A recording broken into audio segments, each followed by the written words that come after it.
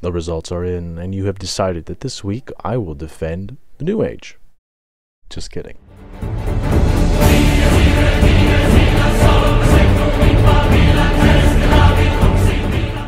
Instead of doing this like I did before, I've decided to take the lessons I learned from the last week and put them to use here. Last week, I think people were a little hesitant to give much response because every time I came up with a video, it was kind of a new argument or a new interpretation of something or whatever. It was basically me coming on cam and saying, and another thing. And I think that threw people off. So instead of doing that, what I want to do is start off with a single argument in defense of atheism, just one, instead of trying to right all the wrongs or defend atheism in every conceivable way that it has been attacked, to just stand on one argument and one argument alone that will be unleashed to all of you to then unleash your criticism onto me.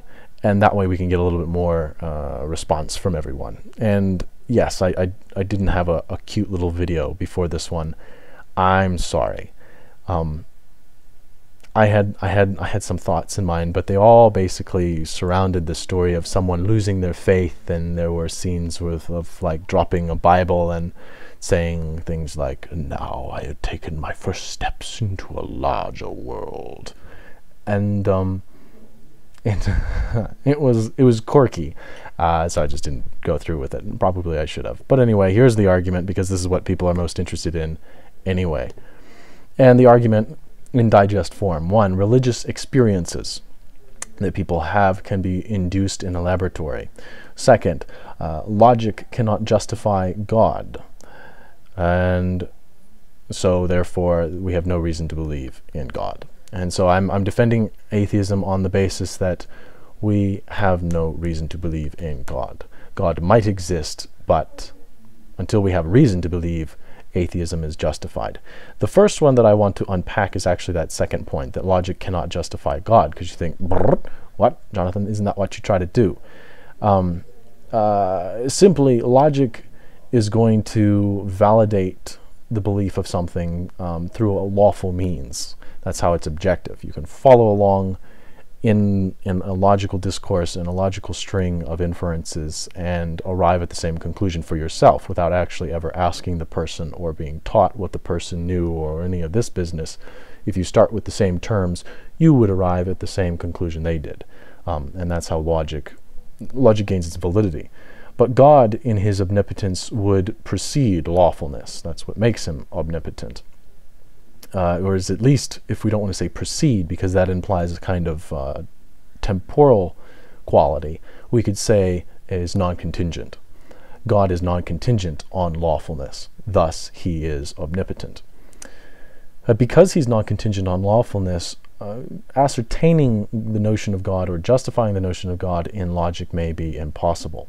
So, what's the problem with that? Well, if we can't derive the notion of God logically, and all mystical experiences can be reproduced in a lab by just cracking the skull open and exciting electrically a certain part of the brain that also had to do with sexual things, believe it or not. I haven't read this since college, but that's what I remember. We have no good reason to believe that God exists. The argument I have against faith is simply that another person's faith is not good reason to believe what that person has faith in. And the way I could demonstrate this is to put a Christian and a Muslim together in a room and say, Muslim, look at the Christian. He believes and has faith in what he believes. Because he has faith in what he believes, you should believe what he believes. The Muslim will say, excuse me, we do it the reverse way. Christian, look at the Muslim. The Muslim has faith in what he believes, therefore, on the basis of his faith, should you believe what he believes? The Christian would say, huh? So in the same way, we could say that the atheist and the theist. Look, atheist, the theist believes on the basis of faith, and therefore you should believe on the basis of his faith. It follows just the same way that that's not a reasonable belief. That's not a reasonable way of justifying or a reasonable reason to believe. A reasonable reason. Not a reasonable reason. There. It's not a logical reason. I think that's what I was going for.